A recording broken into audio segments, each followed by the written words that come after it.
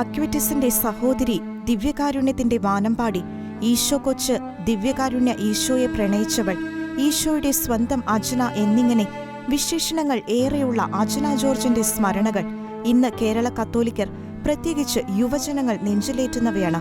വരാപ്പുഴ അതിരൂപത Vyttila Saint Patrick ഇടവകയിലെ Muttunkal George Achamma ദമ്പതികളുടെ മകളായി 1994 ഏപ്രിൽ 2 അജ്ന ജോർജ് ജനിച്ചത്. ബിരുദവും ബിരുദാനന്തര ബിരുദവും കഴിഞ്ഞ് തേവര SH കോളേജിലെ കൊമേഴ്സ് ഡിപ്പാർട്ട്മെന്റിൽ അസിസ്റ്റന്റ് പ്രൊഫസറായി ജോലി ലഭിച്ച നാളുകളിൽ ആയിരുന്നു ക്യാൻസർ കോശങ്ങളുടെ സാന്നിധ്യം അവളുടെ താടിയെല്ലിൽ ഉള്ള കാര്യം ഡോക്ടർ സ്ഥിരീകരിച്ചത്. അടിയന്തര ശസ്ത്രക്രിയ ഉൾപ്പെടെയുള്ള ചികിത്സയിലൂടെ രോഗം ഭേദപ്പെട്ടു എങ്കിലും വീണ്ടും ക്യാൻസർ കോശങ്ങൾ അജ്നയുടെ കണ്ണിലും കാതിലും താടിയെല്ലിലും അധരങ്ങളിലുമെല്ലാം സ്ഥാനമുറപ്പിച്ചു. ക്രമേണ ഒരു കണ്ണിന്റെ കാഴ്ചയും ഒരു കാതിന്റെ കേൾവിയും മാത്രമല്ല, അവളുടെ മുഖസൗന്ദര്യം പോലും കവർന്നെടുത്തു ക്യാൻസർ രോഗം.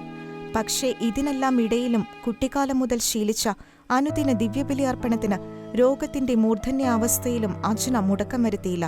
കഠിനവേദന കടിച്ചമർത്തിയും അമ്മയുടെ കൈ പിടിച്ചുകൊണ്ട് എന്നും ദിവ്യബലിയിൽ പങ്കുകൊള്ളാൻ എത്തുമായിരുന്ന അവളുടെ നടക്കുവാനുള്ള ബുദ്ധിമുട്ട് മനസ്സിലാക്കിയ ഇടവക വികാരി ഫാദർ ജീൻ ഫെലിക്സ് വാഹന സൗകര്യം ഏർപ്പെടുത്താം എന്ന് പറഞ്ഞപ്പോൾ സഹനം ഒഴിവാക്കാൻ എന്നെ പ്രലോഭിപ്പിക്കുകയാണല്ലേ എന്നായിരുന്നു അജ്നയുടെ മറുപടി.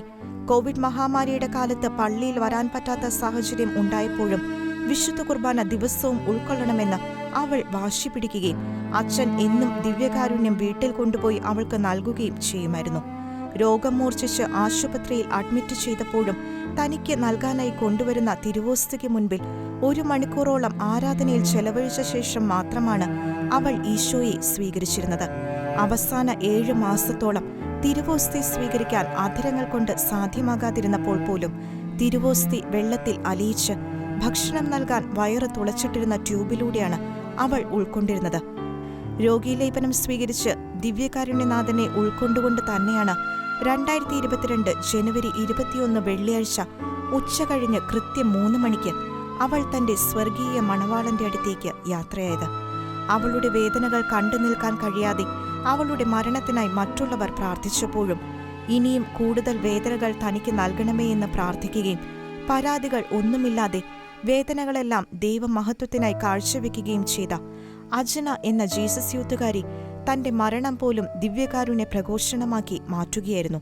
തൈക്കൂടം വിശുദ്ധ റാഫേൽ മാലാഖയുടെ നാമധേയത്തിലുള്ള ദേവാലയ സെമിത്തേരിയിൽ അന്ത്യവിശ്രമം കൊള്ളുന്ന അജ്നയുടെ സ്വർഗീയ മാധ്യസ്ഥ്യം തേടി വരുന്ന വിശ്വാസികളുടെ എണ്ണം വർദ്ധിക്കുന്നതോടൊപ്പം അജ്ന വിശുദ്ധഗണത്തിലേക്ക് ഉയർത്തപ്പെടുമെന്നുള്ള പ്രതീക്ഷയും പ്രാർത്ഥനയും ശക്തമാക്കിയിരിക്കുകയാണ് കേരള കത്തോലിക്കർ. Church desk, Shekinah news.